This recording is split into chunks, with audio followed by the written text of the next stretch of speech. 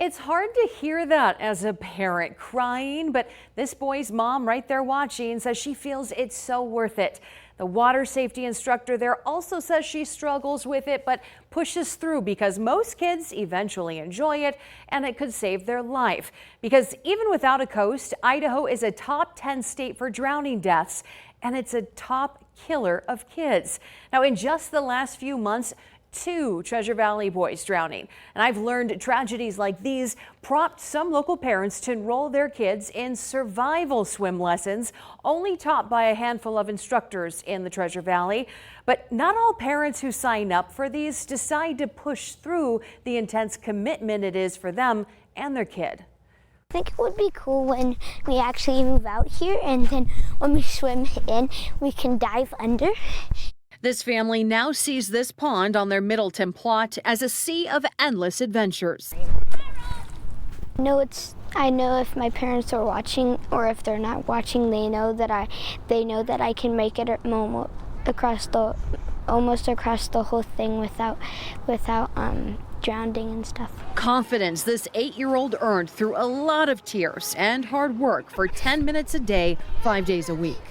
I mean, they can, like, as a parent, it sucks seeing your kid cry and be sad and be scared, but it would be more horrible to see them floating in a pond. A horror Idaho Swimming Resource or ISR instructors like Becca Pike hope to help avoid by teaching babies and kids to self-rescue. He had meltdown after meltdown after meltdown. I was afraid of the water, and then Becca helped me step by step to learn and get better. Good job, buddy. Big breath. Same for his 4-year-old brother. So was it scary at first? Yep. Yeah, and then how did it become not scary?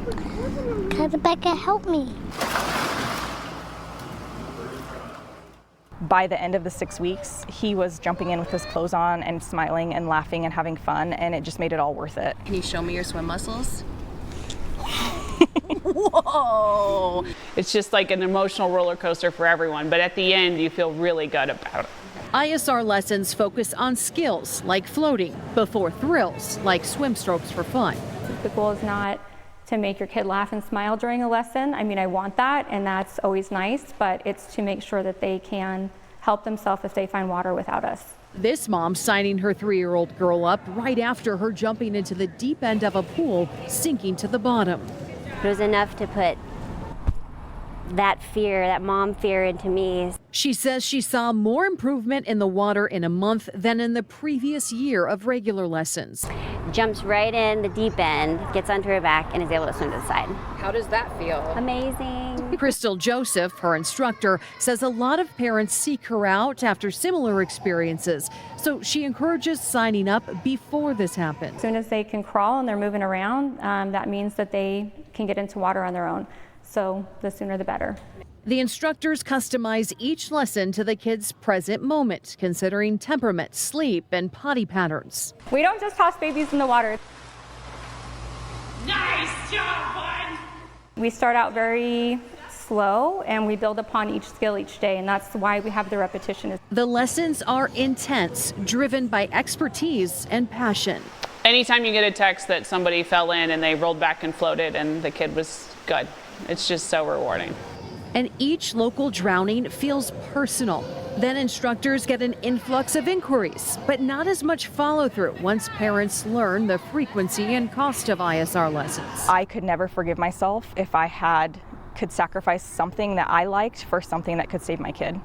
And so for us talking about it, saving up for it, it's a big commitment, but I think it's so worth it to know that your kid's going to be safe. Now, here are some of Becca and Crystal's biggest water safety tips to start now. Teach kids to ask permission to get in any water, even if it's a puddle or the bath. For littles, make eye contact and say, "I'm watching you. You're allowed to get in." Don't use those floaties or puddle jumpers, things like that. They say kids don't understand that's what keeps them above water, and they may try to get in again without them on. Don't feel comfort in numbers around a body of water. More people does not mean more safety. If you're with a group, rotate someone to watch the kids without any distractions, and one person for no more than 15 minutes at a time.